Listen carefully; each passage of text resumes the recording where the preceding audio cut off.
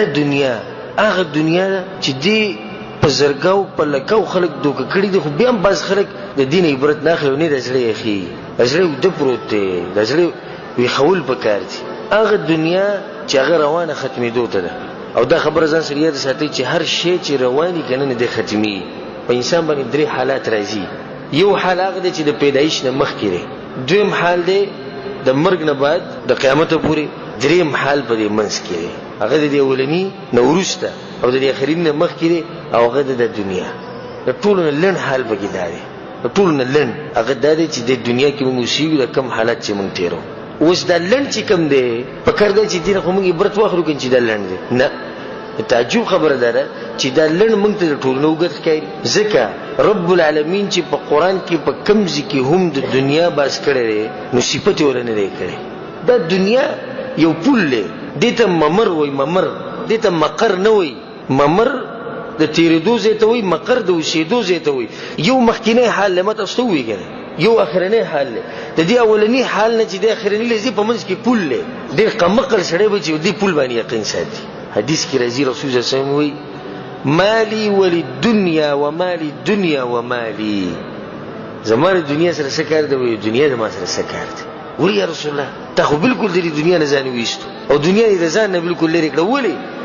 وایي زما مثال خو د هغه مسافر په شان دی چې په لاره باندې تېرېږي، د ونې سوري لاندې کښېني، په چې کله دمه وکړي وخت یې پوره شي نه هلته پوخ خو پرېوځي خو نه که بس روان شي. دویمه خبره پکې دا ده د دې ونې دا سوری به همیشه وي، دې خو لږ وخت که نه. دا دواړه خبرې په تا باندې راځي، د کور نه به وځې بیا به راځې نه، او قبر له به ځې او بیا به ترې واپس راځې نه. نو په دې دنیا باندې دوکه کېږئ مه. نو ځکه زه تا ته دا وایم ای د قبر اوسېدونکیه ته ولې به دنیا باندې دوکه شوې؟ دې دنیا کې څه دي چې ته دوکه کړی؟ کوم ځای کې دي هغه کسان، کوم ځای کې دي چې زموږ نه مخکې پاتې شوي غټ غټ بنګلې جوړې کړي وي ښکاري شتي؟ هغه کسان شتي چې ونې نهلي کړي وي، د ځمکې آبادي کړي وي، د ښکلې ښکلې ځمکې شتي. هغه کسان چې هغه پکې په سوونو کلونو اوسېدلي. زه تا ته دا وایم چې د دې قبرونو نه عبرت واخلئ. ظاهره کې خاورې دي، ځکه دا ویل کېږي ظاهرها تراب، ظاهره کې څه دي؟ خاورې دي. وباطنها حسرات، او دنه ارمانونه دي.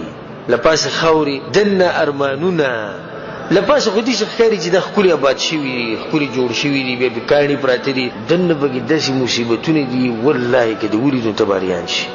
غټې خبرې روانې، څوک جهنم کې د عذابونه ورکړی کېږي او څوک په جنت کې د مزې اخلي. دا قبر به معمولي نه ګڼې، دې له به ته ځې ستا یوه شپه به اولنۍ شپه چې د مړو سره تېریا به څنګه شپه بلکل خوا په خوا تا ته مړي پراته دا ستا ملګري، بیا دغه ستا ګاونډیان، او بیا د دې نه عجیبه چې کله د انسان په قبر کې کېښودی شي د قبر ورسره خبرې کوي.